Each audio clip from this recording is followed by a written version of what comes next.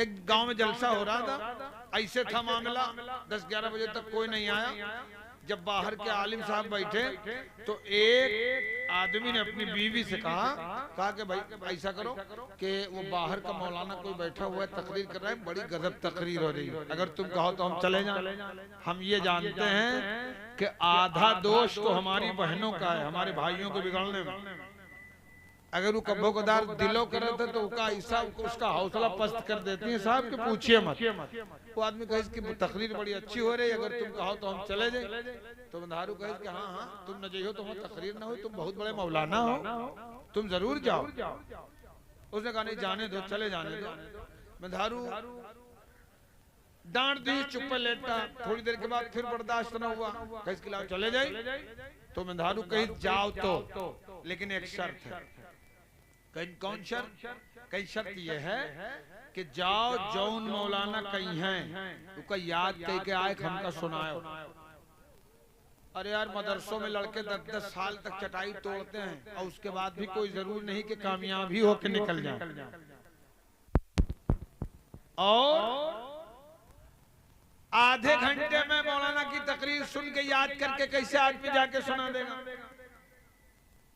तो ये बेचारा अपने घर से चला, पहुंचा जलसा गांव में। मौलाना साहब बेचारे कोहान बैठे रहे, कोई उठत रहा है, कोई बैठत रहा है, कोई जात रहा है, कोई आवत रहा है, कोई इधर बोले कोई उधर बोले। मौलाना कोहान रहे, तब तक यही वहू पहुंच गया। जैसे पहुंचा तो मौलाना कहीं आई गयो, बैठो। बप्पट से बैठ गया। जब बैठा तब याद आवा कि यार चुनही डेबिया तो घरे न भूल आया। वो फिर फट से उठ पड़ा। जैसे उठा तो मौलाना कहीं उठी पड़े हो, हाँ जात हो, जाओ चला। तो अब जब जलसा गाह से निकला तो सोचिस कि महरुआ का हिस्सा है कि जो उनको सुने उसका सुन के याद करके आयो। और मौलाना चारे चीज बताए नहीं, जैसे गए तो मौलाना कहीं आई गयो, बैठो। और उसके बाद चुनही डबिया याद आई, जैसे खड़े में मौलाना कहीं जात हो, जाओ।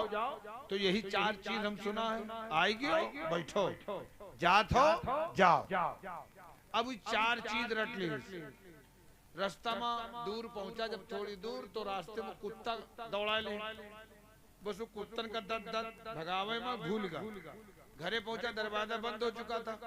बाहर पहले खड़े होकर सोचा कि यार अब्बे में हारू पूछी कि गिरा हो का सुनो, का याद करके आयो, और जो मौलाना कहत रहा हूं का हम भूल गए। बहरहाल हिम्मत करके दरवाजा खिटखिटाया। दरवाजा जैसे बीवी ने खोला, इस पर नजर पड़ी, फौरन बीवी ने कहा कि अरे आ गया, बस याद आएगा। अंदर गया, बीवी ने इससे पूछा कि क्या हुआ? वादा ये हुआ था कि जो सुनोगे वो आके सुनाओगे, बताओ मौलाना क्या सुनाए? तो कहीं यार मौलाना 4 चीज बताएं। जैसे हम पहुंचे तो कहीं आई गयो, बैठो। और उसके बाद हम खड़े हो गए तो कहीं जात हो, जाओ।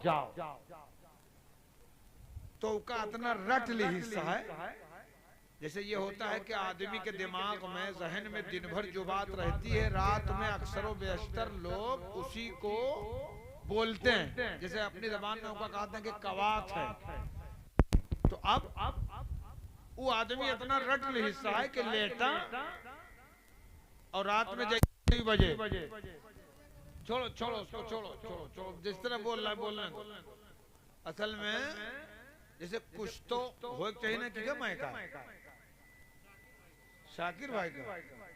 अच्छा माइक तो उनका ठीक रहता था, लेकिन अब पता नहीं क्या मामला।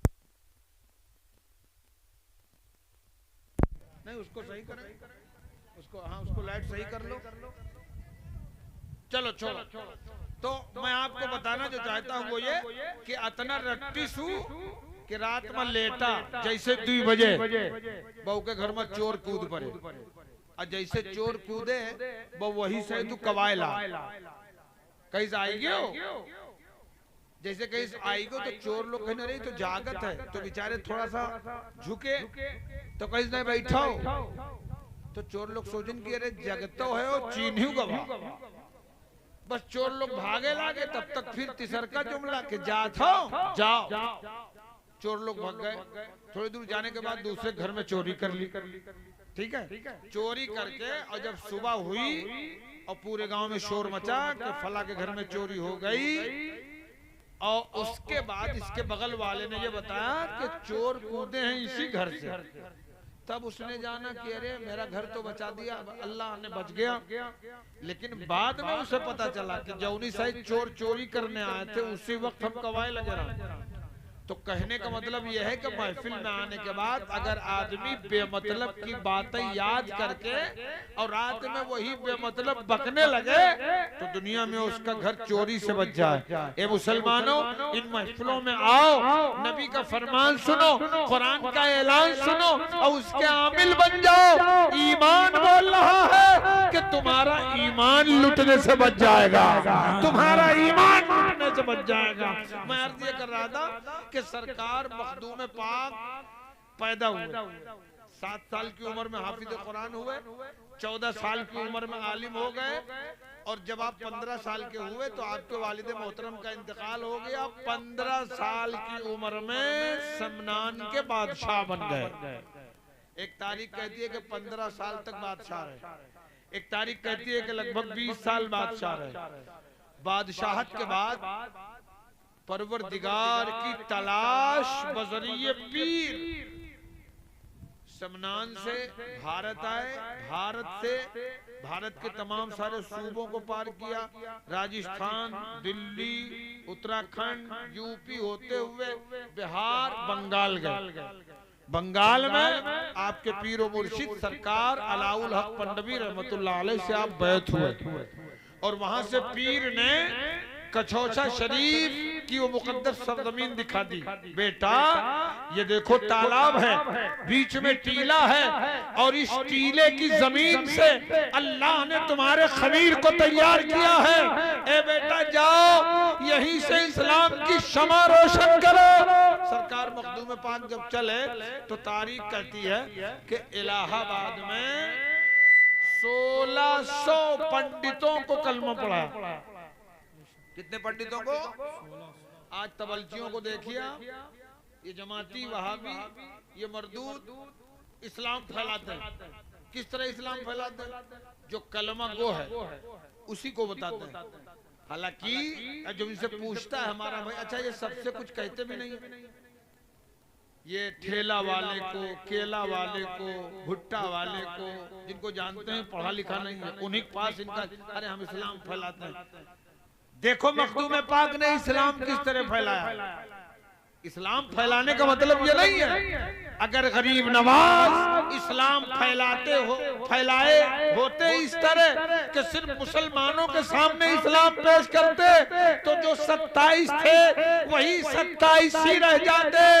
ये 90 लाख मुसलमान न होते। गरीब नवाज ने इस्लाम फैला के ये बता दिया है हमारी सुलह जिंदा है, हमारी शाम जिंदा है, हमारी दिल की तख्ती पर नबी का नाम जिंदा है। नारे तकबीर, नारे रिसालत, मसलके आला हजरत, उलमाए अहले सुन्नत, नारे तकबीर, नारे रिसालत। सरकार मखदूम पाक ने 16,000 पंडितों को इस्लाम दिया। इस्लाम देने के बाद में वो सब दाखिले सिलसिला हुए। फिर उन्होंने कहा हुजूर कोई दर बता दीजिए। तो सरकार मखदूम पाक ने उनसे कहा कि अल्लाह तबारका व तआला का मुकम्मल हक अदा करते रहो, सरकार से मोहब्बत करते रहो, कभी तकदीर अगर वफा करे तो बहराइच चले जाओ। अब तो बोलो सुभान अल्लाह। हम तो ये जानते हैं कि वो बहराइच एक शहर है, सिटी है, गाजी मियाँ का मज़ार है। कब बहराइच चले जाओ? पता है आपको बहराइच की हिस्ट्री?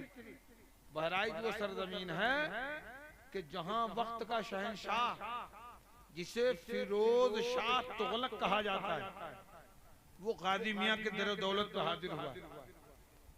कैसे? तिब्बत के बॉर्डर पर उसकी सिपाह लगी हुई है, पता नहीं मिल पा रही थी। गाजी मियाँ के कुछ दीवाने काफिले की सूरत में आ रहे थे।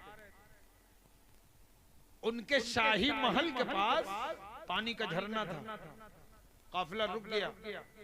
उनकी वालिदा ने खिड़की से देखा और अपनी खादिमा से पूछा कि ये कौन लोग हैं।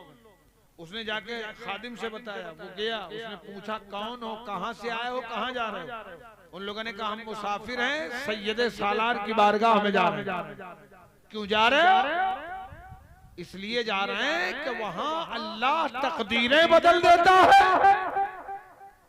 अब उसने आके बताया तो फिरोज शाह तुगलक की मां ने वहीं से हाथ किया, कहा है सैयदे सालार, तुम्हें तुम्हारे बाप शेरे खुदा का वास्ता, मेरा बेटा तिब्बत की सरहद पर फंसा हुआ है, मेरे बेटे को फतह दे दो। तुम फातह आजम के बेटे हो, अगर मेरा बेटा कामयाब हो गया तो लाओ लश्कर के साथ आपका भिखारी बन के आपके दरबार में जारू कशी करेगा। सुभान अल्लाह, सुभान अल्लाह। सरकार गाजी पाक के करम से उन्हें फतह मिली। जब वो घर आए तो उन्होंने अपनी अम्मा से कहा, माँ तेरे बेटे को फतह मिल गई। कहा बेटा इससे नहीं मिली है, फातह हिंदुस्तान का करम हुआ है, सैयदे सालार का करम हुआ। बेटा जाओ, माँ के हुक्म पर बहराइच शरीफ आए। बहराइच शरीफ जैसे हाजिर हुए तो किसी ने बताया कि इस वक्त कुतुबे बहराइच सरकार सैयदना अफजलुद्दीन अबू जाफर अमीर माँ हयात में, उनके साथ चले। अमीर माँ की बारगाह में आए, सरकार अमीर माँ हयात ज़ाहिरी में थे। लोगों ने बताया हुजूर बादशाह आया है। आपने फरमाया बादशाह से कहो अपना काम करे, मुझे अपना काम करने दे।